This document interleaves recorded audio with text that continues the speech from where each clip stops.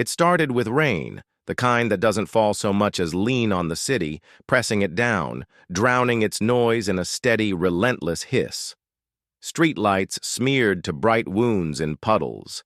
Neon signs blinked like tired eyes over shuttered storefronts. Nothing moved except water and the occasional stray dog who knew better than to hope. A black Bentley Continental nosed down the wrong avenue. Wrong, because this was a place where money traveled only in the pockets of men who didn't smile. Wrong, because the map had holes where the city had given up. Wrong, because fate sometimes puts a diamond on a plate of broken glass just to see who bleeds first. Inside the Bentley sat Victor Langford, white, late 40s, crisp tuxedo, under a cashmere coat that had never known rain.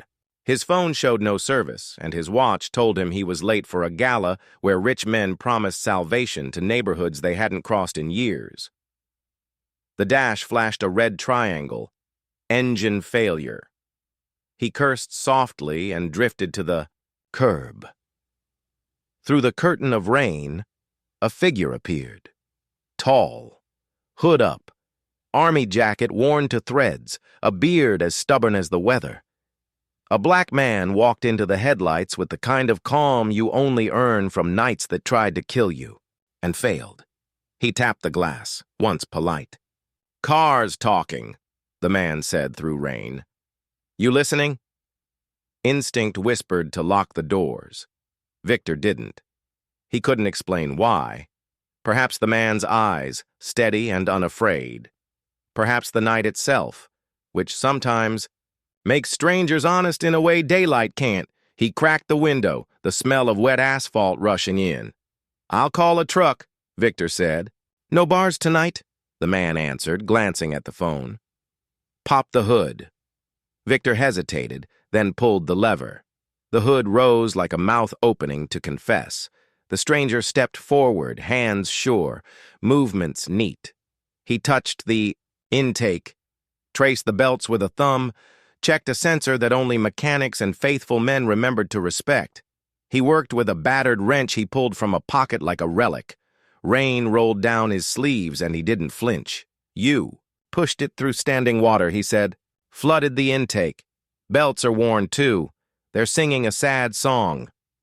"You can tell that, here?" Victor asked. The man smiled without showing teeth. "I used to be an engineer. New engines before they learned me back." He unseated. A sensor cap smoothed the connection, breathed a brief prayer into the engine bay that might have been to God or to steel. Then he nodded. "Try it." Victor turned the key. The engine coughed, shook its head like a dog from a bath, and settled into a contrite purr. In the silence afterward, the rain sounded like applause heard from another room. Victor stepped out, the umbrella too small for his confusion. "What do I owe you?" The man looked at the offered bill, 100, crisper than the night, and then at Victor. "Keep it," he said. "I didn't do it for that." "For what then?" "For dignity," the man said. "Yours and mine." Victor slid the bill back, unsure of the proper gratitude for a stranger who refused money. "What's your name?" "Darnell." "Victor." "Yeah," Darnell said quietly. "I figured." Victor turned to go, then paused, something on the edge of a question. "You said you used to be an engineer." "Past tense," Darnell replied. "It's a heavy word." He lifted the hood, let it close. "Don't drive through rivers next time." Victor drove away, the night swallowing. Him whole, but the word dignity lodged somewhere between his ribs. 2 days later, he came back. Not in a tux, a gray coat that could get wet without complaining, a hat pulled low, a thermos warm in his hand because sometimes coffee is a bridge. He found Darnell behind a shuttered bodega, where steam rose from a dented kettle like a faithful ghost. 2 others hunched under the awning, trading stories that didn't need names. Darnell stood slightly apart, as if solitude had become a uniform he couldn't quite take off. Victor held up the thermos. Thought you might be here." Darnell's eyes traced him without surprise. "Most people pretend the first night didn't happen." "I wanted to say thank you," Victor replied, and meant more than the car. They poured coffee into paper, cups that had once held soda. It smelled like mornings that had somewhere to be. "You said engineer," Victor began. "Where?" "Hyrex Dynamics," Darnell said, watching the steam rather than Victor. "Lead systems, safety thresholds, the math that tells machines how to behave when the world tries to break them." "What happened?" Darnell took a slow sip, let the heat sit on his tongue like an old truth. "A storm, a patch, a warning I wrote that got buried under a schedule. An ambulance stalled on an overpass. No fatalities because of luck and grace. But almost is heavy when your name's on the page that said don't do this." "They fired you," Victor guessed. "They restructured me out," Darnell said. "Then my wife, Mia, got sick. Insurance played chess while we played time. She lost. I sent my daughter Nia to Mia's sister across state lines. Said I'd be right behind." He glanced up at the rain. "I wasn't. The line between a couch and a street is thinner than people think." Victor swallowed the ache, tasted his own complicity in a system that made numbers out of men. "Hyrex is yours," Darnell finished, not bitter, just informed. "I read the filings while warming my hands in the library." "I didn't know about your warning," Victor said. "Knowing is a door," Darnell answered. "Caring is a key." They sat with that. The city exhaled a bus down the avenue. Somewhere a siren argued with the rain. Victor said, "Come by. My building tomorrow night. I'll get you past security. Let me look." "Back into the house that excused me?" Darnell asked, one brow up. "Into the logs," Victor said. "Into the truth. And if it's a man you trust, then I'll learn to stop," Victor replied, surprising himself with how ready he was to say it. Darnell, who understood metal and men, weighed the torque of that answer. Then he nodded. "Tomorrow, then." The Bentley stalled again 2 nights. Later, but this time, the place was wrong. Langford Towers, level B6, private garage, camera angles neat as lies. Victor called Darnell. Darnell came, dry for once, wearing a thrift store coat that someone had ironed with care. "Déjà vu?" Victor said. "Or somebody's handwriting," Darnell murmured, eyes already on the engine. He popped the hood, checked the intake, and frowned. "See that, Nick? Too clean for wear." He lifted a sensor cap, sniffed it, nodded. "That's a sabotage cap, aftermarket. Delays response by a hair when water's in play. You stall where you can be found." "Found? By who?" Victor asked. "Whoever wants you stuck," Darnell said. He knelt by a floor drain, pried up the grate, and with 2 careful fingers retrieved a shard of black plastic with a half-scraped cereal. He slipped it into a sandwich bag like a man who'd learned the rules of being doubted. Boots scraped near. The stairwell. Cruz, the night guard, appeared. Broad-shouldered, a little parka, a whistle habit he tried not to have. "Everything okay, Mr. Langford?" "Fine," Victor said too quickly. Cruz's glance flicked to Darnell, held a moment, then moved away without judgment. "Need me to roll back cameras?" Victor blinked. "You can do that?" Cruz shrugged. "I can ask the system politely." "Hold off," Darnell said. "If cameras get scrubbed now, someone says how convenient later." Victor's mouth felt dry. "Who has access to this level?" "Executives, Fleet Service," Cruz said, "and Mr. Pierce's team." "Evan Pierce," Victor repeated, his COO's name heavy. Darnell didn't nod so much as stop not nodding. "Then we tread." He repaired the tamper, reseated what needed faith, and lowered the hood. "Let's take a walk," he said. "Up where truths are kept in folders with polite names." The boardroom on the 43rd floor overlooked a river the city pretended was clean. Glass on 3 sides, a table so heavy it dared regret to move it. Evan Pierce stood by the window when they entered, suit knife sharp, smile filed smooth. "Victor," Evan said, "you look like a man who's misplaced his patience." He glanced at Darnell. "And who's this?" "A consultant," Victor said. "We vet our consultants," Evan replied. "You vet your patches?" Darnell asked. Evan's smile thinned. "I'm sure I wouldn't know what you mean." Victor set the bagged shard in the center of the table. "Find the purchase that matches this." Evan didn't look down. "Security will handle evidence." "Security takes orders from me," Victor said. Evan's eyes finally fell to the plastic.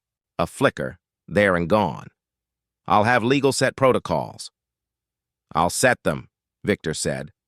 Darnell watched the exchange like a mechanic listens to a misfire, cataloging rhythm, noting where the song refused to be true. They left Evan in the high glass and went back to the low night. In an alley behind Rosa's diner, the same Rosa whose coffee healed old soldiers and young fools, Darnell met a kid with oil under his nails and a grin sharp enough to cut a lock. "Little Marco." He took the shard, turned it like a coin. "Aftermarket cap," Marco said. "Cereal's half scrubbed, but the font's a jersey job. I can ask the right shelf."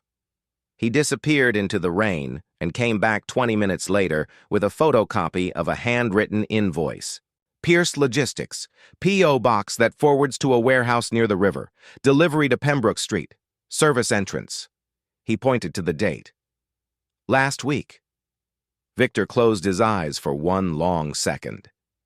When he opened them, the father, in him, who coached robotics club and remembered names, stood beside the executive like a brother. "We're going to the lab," he said. "To trespass?" Darnell asked. "To visit what I own," Victor replied. At midnight, labs hum like they're lonely. They entered Hyrex Satellite 2 on Victor's badge and quiet audacity.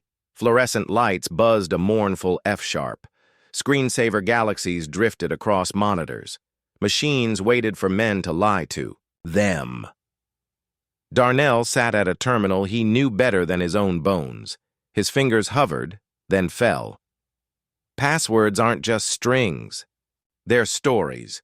Who set them? Which child's birthday? What petty joke made an engineer smile the day he locked it in? Darnell threaded those stories until the drive opened like a remembered door. He dove. Ops, pipeline, archive, weather adjust. The folder felt like a slick hand. He read, Firmware V3.2, emergency torque curve adjust, throttle gate bypass under flagged flood state. He read signatures, timings, code comments that had sounded reasonable to people who had never stood on a flooded street holding a stranger's breath in their hands. There it was. EP in the approval chain. "Got you," Darnell whispered. Motion. Footsteps. The door cracked. Evan walked in with two security contractors who looked like they'd been hired to be loud. Cruz followed, face tight. Evan clapped once, a sound with edges. "Victor and friend, midnight tour?" Victor didn't. Turn. "Why did you need me stuck in the garage?" Evan's mouth made a shape that might have been surprise. "I don't follow." "Don't," Darnell said, calm as rain. "We have the P.O. box, we have the cap. We have your initials on a patch that lied to machines to make a deadline.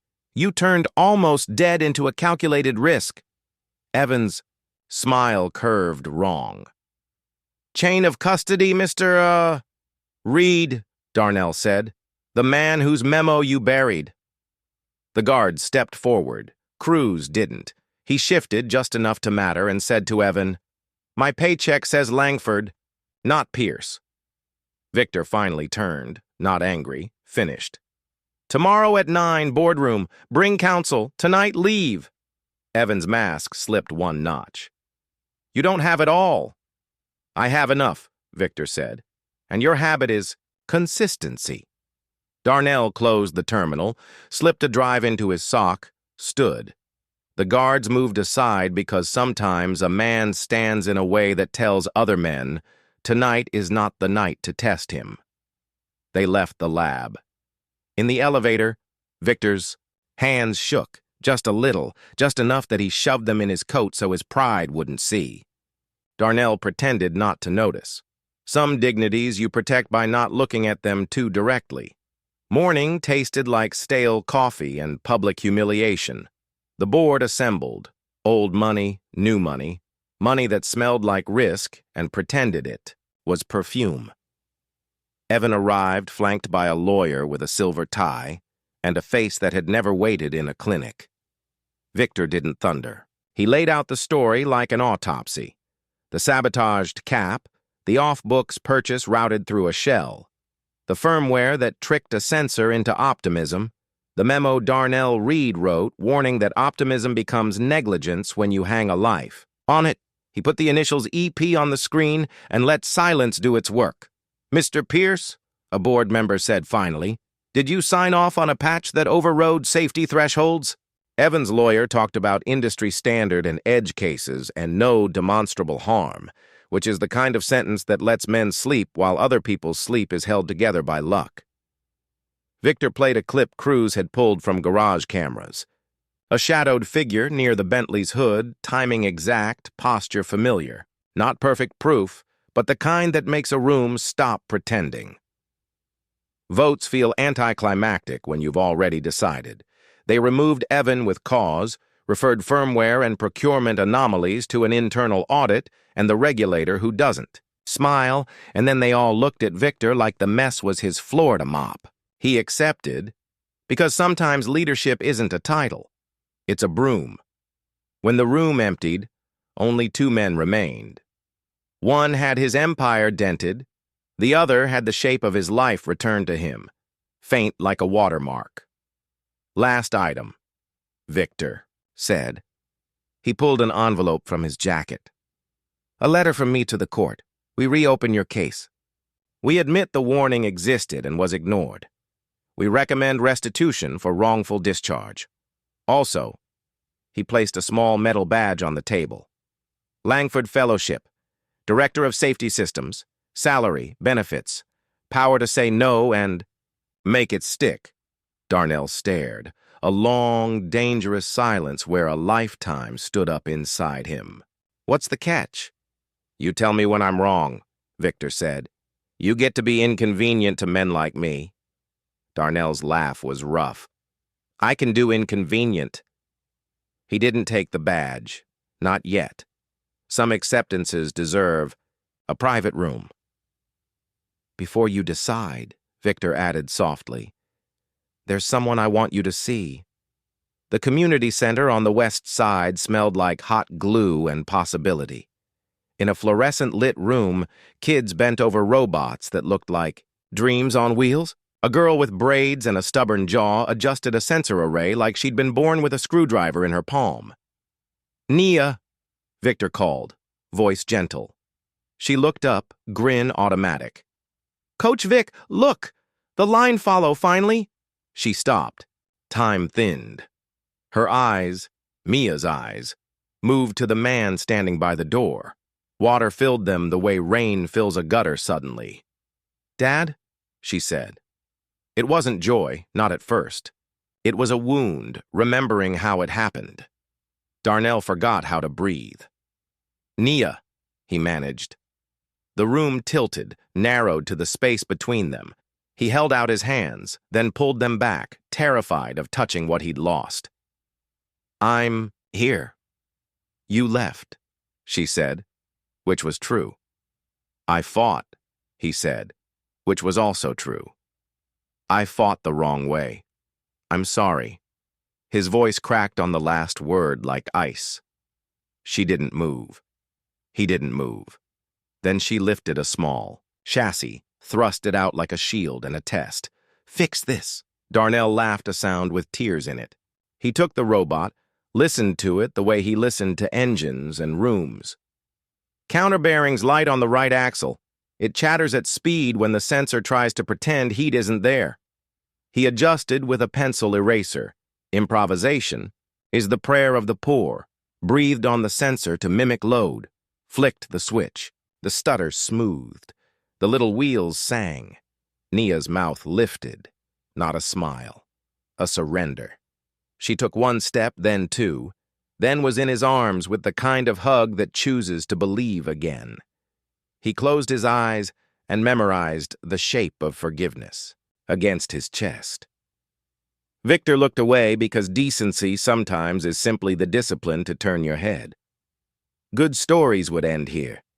Real ones keep going. Evan didn't go quietly. Men like him rarely do. Their last skill is convincing themselves they're heroes of a story that was never theirs. That evening, Victor and Darnell stood in Langford's server room with an auditor and a regulator whose shoes squeaked and whose pen loved paper. They were tracing approvals when the lights flickered.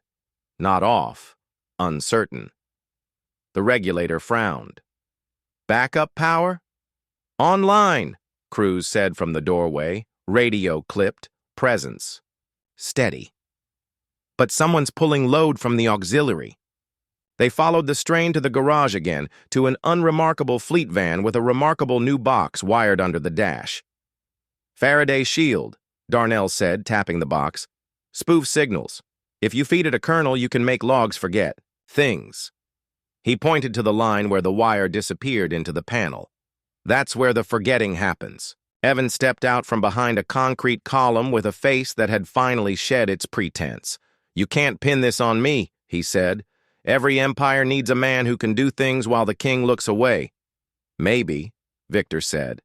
But I'd rather be a smaller empire than a quiet criminal. Evan moved. Desperation makes clumsy athletes. Cruz moved faster. In a world of guns, it was almost quaint to watch a man use his hands.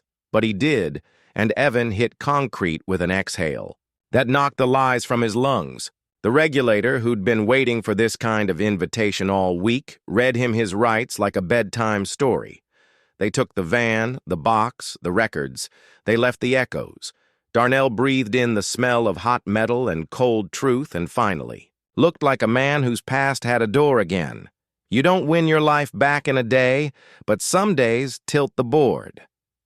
The court reopened Reed versus Hyrex with language that sounded like regret had learned to write. Settlements began to be discussed, in careful voices. An apology draft shuffled among suits like it was radioactive. Darnell took the badge, Director of Safety Systems, and put it on his desk, not his chest, because he didn't need a title to do the work. He needed a room to say no loud enough that money blinked. His first act wasn't a memo. It was an office, door with his name and two other names beneath, interns. He filled those slots with kids who knew what it meant to fix something with less than enough. Naya came on Saturdays and ran circles around engineers twice her age. She and Victor argued good-naturedly about design choices, and Darnell watched them like a man watching two parts of his life finally shake hands. He visited Rosa and paid the tab he couldn't see, slid an envelope across that wasn't just money, but a pledge for a new coffee machine and a scholarship fund with her name. He went back to the bodega awning with blankets, not because blankets solve everything, but because warm is a start. He told little Marco to come by on Tuesday. He had a storage room that needed a lock and a mind that needed a mentor. He didn't. Move out of the shelter immediately. He visited it each night he had to. Each morning he didn't. And when he signed the lease on a small place with a window that watched the sunrise, he left his cot made and his locker clean, because dignity isn't just for rich men in Bentleys. One evening, when the city had the decency to be beautiful about it, Victor parked the Bentley, now properly respectful of water, on South Ridge Bridge, where wind sings in cables and thoughts get larger than men. Darnell joined him, a paper, bag warm between them. "What's in there?" Victor asked. "Dinner," Darnell said. "2 sandwiches and a promise." "What promise is that?" "That I won't let you forget what this felt like," Darnell replied. "The night the math mattered and the money listened." They leaned on the railing. The river ran black and sure. Cars hissed by, each carrying its own story. For a while they were quiet in a way that heals. "Why did you come back that second night?" Darnell asked finally. Victor answered without.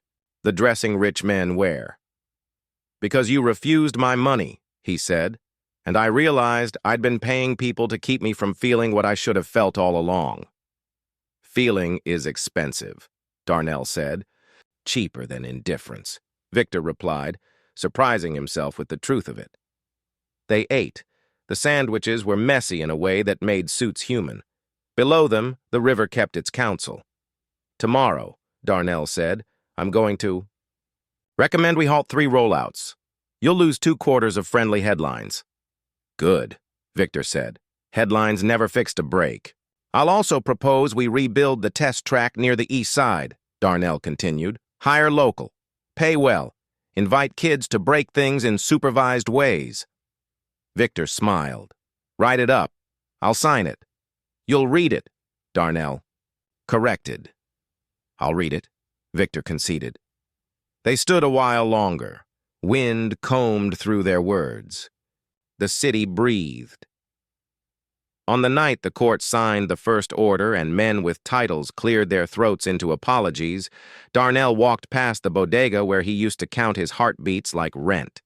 The awning still leaked in the left corner. He fixed it with duct tape because sometimes a man of title still needs to climb a crate and make a thing stop doing the wrong thing. Rosa came out wiping her hands. You look taller, she said. I'm just carrying less, he answered. Your girl came by, Rosa added. Left this.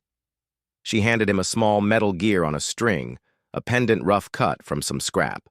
On it, scratched with the stubborn care of a 13-year-old, were 2 letters, DR, for Darnell and Reed, but he decided it meant don't rust. He looped it over his head, let it tap his heart twice. I won't, he said. Months became kinder. The fellowship program took shape. A new policy emerged at Langford. Safety memos could not be buried. Dissent had a budget. Engineers learned to love the word no because it meant someone would be alive to say yes later. In the garage at level B6, Cruz whistled off-key a little louder because no one told him to stop, and the cameras kept their memories without persuasion. Evan, in another building with other men who thought they could outrun consequence, learned what it felt like to sit in rooms where pens write your name down for reasons you can't spin. He had time to think about patches and people who pay for them with more than money. Naya's robot won a local competition not because it was the fastest, but because when a judge poured water on the track, a surprise the crowd booed, her design didn't pretend the world wasn't wet. It read the truth and slowed, and in slowing, it survived. The judge cried, quietly. Behind sunglasses, she offered Nia an internship. Nia said she had one already and pointed at Darnell. Victor visited the community center on Thursdays, even when no cameras watched, because the habit of doing the right thing had started to feel as natural as breathing. He learned the names of kids who didn't care what he owned. He let them teach him things he didn't know he'd forgotten. On the anniversary of the night rain tried to wash the city away, a storm returned. Different rain, same song. Darnell stood under a working awning and watched water behave. He thought about failed belts and firmware that lied and men who tell the truth too late. He thought about dignity, how you give it, how you keep it, how you fix it when you've sold it for less than it costs. A black Bentley rolled up slower this time, respectful of puddles. The window slid down. Victor leaned over from the driver's seat. Need a ride? Darnell grinned. I got legs. He climbed in anyway, not out of need, but out of choice, which is another word for freedom. They drove nowhere special and everywhere important. Past Rosa's, past the lab, past the bridge, past a small apartment window where a girl's silhouette turned pages under a lamp. They didn't talk much. When they did, it was about small things that mean large things. The way a machine sounds when it's happy, the way a room changes when someone finally apologizes, the way a city can love you back if you show up long enough. At a red light, Victor said, You know, there's a version of the night we met where I stayed in the car and waited for a tow. And there's a version where I took your 100, Darnell said. They sat with those ghosts a second, then let them go with the rain sliding down the glass. Strange, Victor murmured. How a broken car can fix two men. Not that strange, Darnell answered. I told you, I fix what's in front of me. He touched the dash, listened. You still need new belts, by the way. Victor laughed, the sound unguarded as weather. Order them, he said. I already did, Darnell replied. Yesterday. The light turned green. The Bentley moved forward, no hurry, engine humming honest. Outside, the city breathed with them. Inside, two men, one who had fallen and one who had never learned how, rode through rain that finally felt like blessing. And in a room with a small lamp and a stubborn girl, a robot waited for Saturday, for a father's hands, for a world that had decided at last to tell the truth and to run right.